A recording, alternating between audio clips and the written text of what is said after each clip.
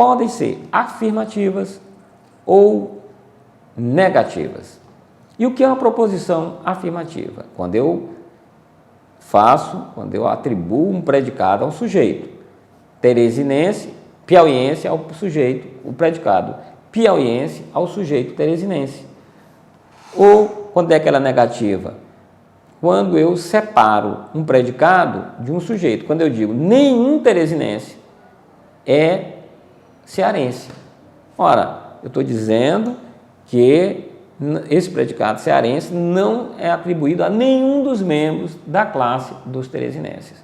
E vocês já estão vendo, deu para perceber nos meus exemplos, que eu posso fazer uma relação da quantidade com a qualidade. Ou seja, eu posso ter uma proposição universal, tanto afirmativa como negativa. Posso ter uma proposição particular, tanto afirmativa como negativa. Vamos para o exemplo. Universal, ou seja, todos os membros da classe, afirmativa. Todo piauiense é brasileiro. Eu estou atribuindo esse predicado brasileiro a todos os membros da classe dos piauienses. Não pode existir um piauiense sem ser brasileiro. Quando eu digo nenhum piauiense é vencedor do Prêmio Nobel, o que eu estou dizendo? Que esse predicado recebeu o Prêmio Nobel não pode ser atribuído a nenhum membro da classe dos piauienses. Vamos agora para o particular, um particular universal. Alguns piauienses são teresinenses. Eu não estou dizendo todos os piauienses, eu estou dizendo que alguns piauienses são teresinenses. Tem outros membros da classe dos piauienses que não são teresinenses, parnaibanos, oeirenses. Então, eu estou dizendo que uma parte do grupo dos piauienses pode receber esse predicado teresinense.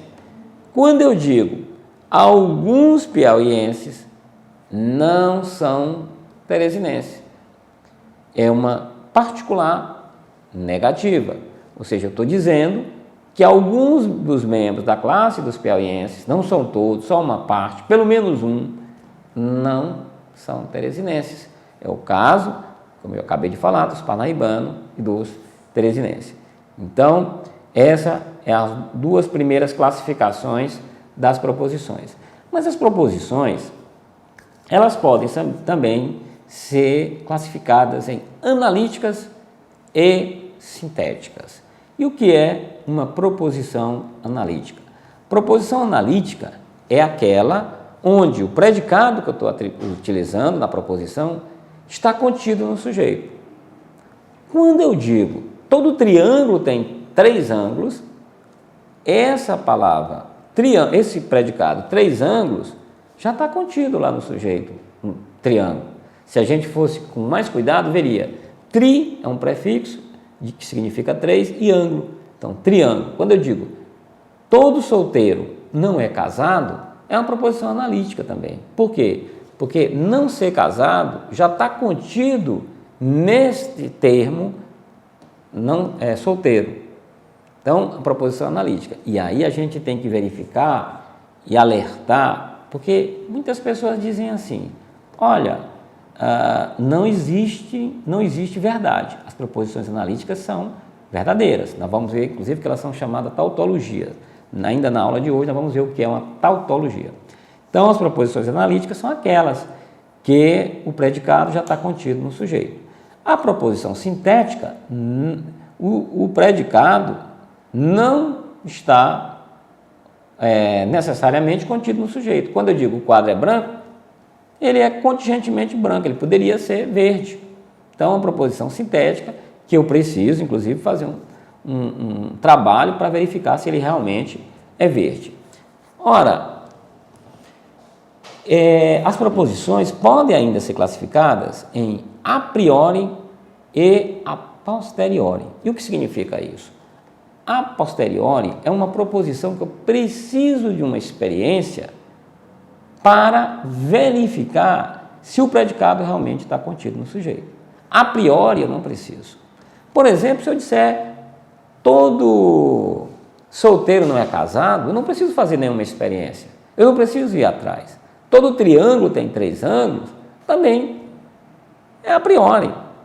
Não existe um retângulo, um círculo quadrado. É a priori. Eu preciso fazer experiência para saber que um círculo não é quadrado? Eu não preciso. Eu tendo a definição, não preciso. Então, tem proposições a priori, tem a posteriori. Mas quando eu digo que o quadro é verde, se eu não tiver visto o quadro, se eu disser que ao lado, na sala ao lado, tem um quadro verde, eu preciso verificar, porque não necessariamente o quadro será verde, poderá ser branco. Então, são as proposições a priori e a posteriori. Eu tenho ainda uma outra classificação, as proposições segundo a modalidade. Então, eu posso ter uma proposição necessária e uma proposição contingente, uma proposição possível.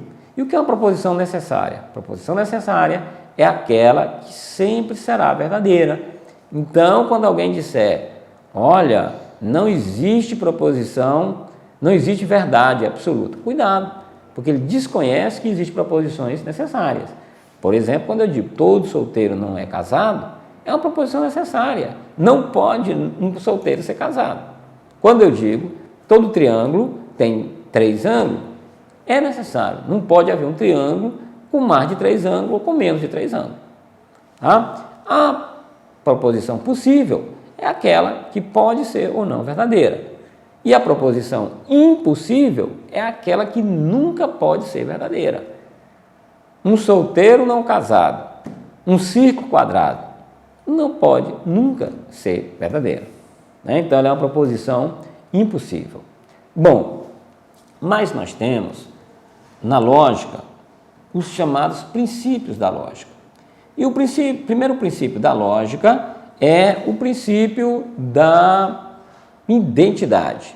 E o que é que diz o princípio da identidade? O princípio da identidade diz o seguinte, que algo é igual a si mesmo, ou seja, A é igual a A. Então, esse é o primeiro princípio da lógica, o princípio da identidade. Temos o segundo princípio, o princípio da não contradição. E o que é que diz o princípio da não contradição? Algo não pode ser verdadeiro e falso ao mesmo tempo. Eu não posso dizer P e não P. Eu não posso dizer chove e não chove lá fora. O princípio da não contradição proíbe isso. Tá? Existem hoje em dia lógicas contemporâneas, chamadas lógicas, por exemplo, como a lógica paraconsistente, que aceita esse princípio, ou melhor, que derroga esse princípio. Mas na lógica clássica, a nossa lógica aqui, na lógica 1, esse princípio é válido. Algo não pode ser verdadeiro e falso ao mesmo tempo. Temos um terceiro princípio, é o princípio do terceiro excluído.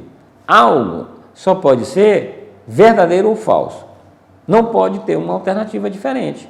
Então, se eu disser chove lá fora, ou o quadro é branco, ou a casa é amarela, ou é verdadeiro, ou é falso. O quadro é branco ou ele não é branco. Não existe uma terceira possibilidade. Então, esta é a lógica, o terceiro princípio da lógica, do terceiro excluído. Princípio do terceiro excluído. Algo só é verdadeiro ou falso. Não pode ter uma terceira alternativa. Algo é P ou não P. Só um lembrete aqui. Existem hoje lógicas contemporâneas, chamadas lógicas multivalentes. Essas lógicas, elas derrogam esse terceiro princípio. Elas trabalham não só com verdadeiro e com falso, trabalham com outras possibilidades. São chamadas lógicas multivalentes. Bom, eu tenho também o princípio do terceiro equivalente, ou também chamada tríplice identidade. Se duas coisas são iguais, e uma delas é igual à terceira, essas 3 coisas são iguais entre si. Ou seja, se A é igual a B, B é igual a C, então A é igual a C. Então, esse é o princípio do terceiro equivalente. E temos também, na lógica, o princípio da razão suficiente. Tudo tem uma razão de ser, tem uma causa.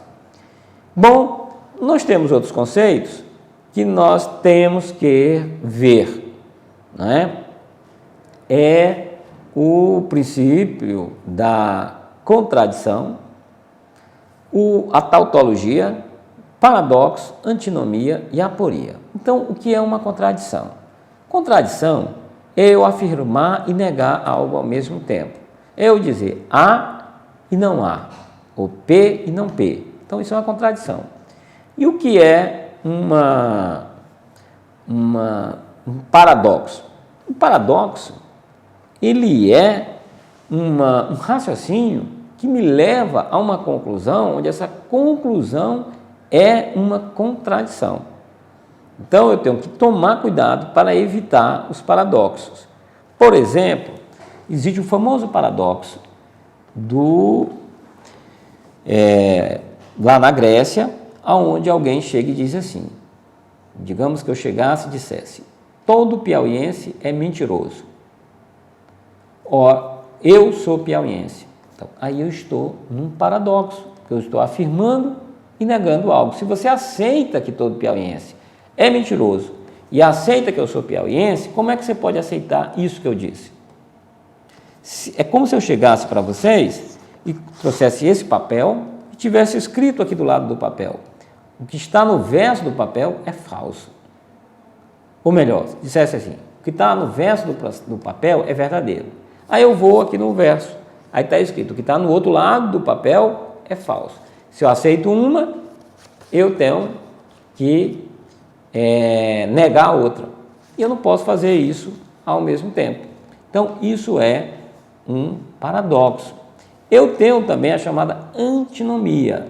A antinomia, ela é um raciocínio que leva a paradoxos como esses, mas que eu não tenho como me sair, não há nenhum erro no raciocínio.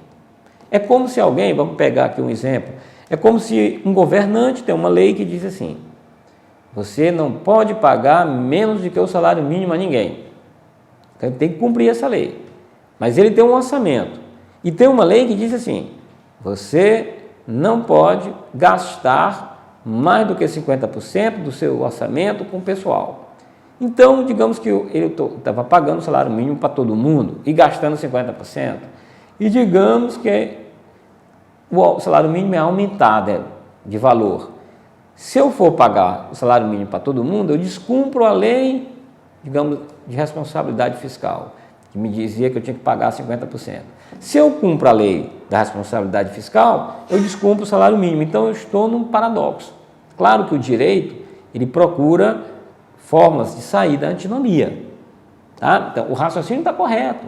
Qualquer uma das duas coisas que ele fizer, ele vai cumprir uma lei, mas vai descumprir a outra. Então, ele não tem como sair disso.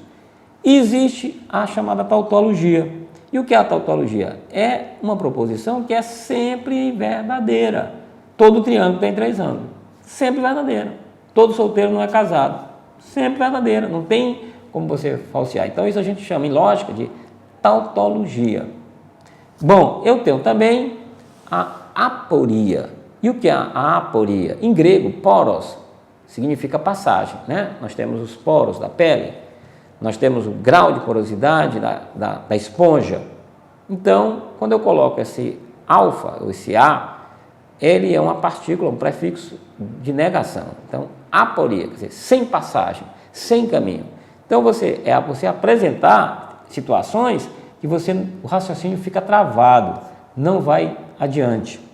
Então, perguntas como essa, quem nasceu primeiro, o ovo ou a galinha? Ou seja, para eu ter um ovo, eu preciso de uma galinha, mas uma galinha vem do ovo. Então, quem veio primeiro? Então, esse é um tipo de situações que a gente considera na lógica uma aporia. Você não tem para onde ir. E assim, com esses conceitos, a gente termina o assunto da unidade 1, que trata dos conceitos fundamentais. Boa sorte e bom curso para vocês.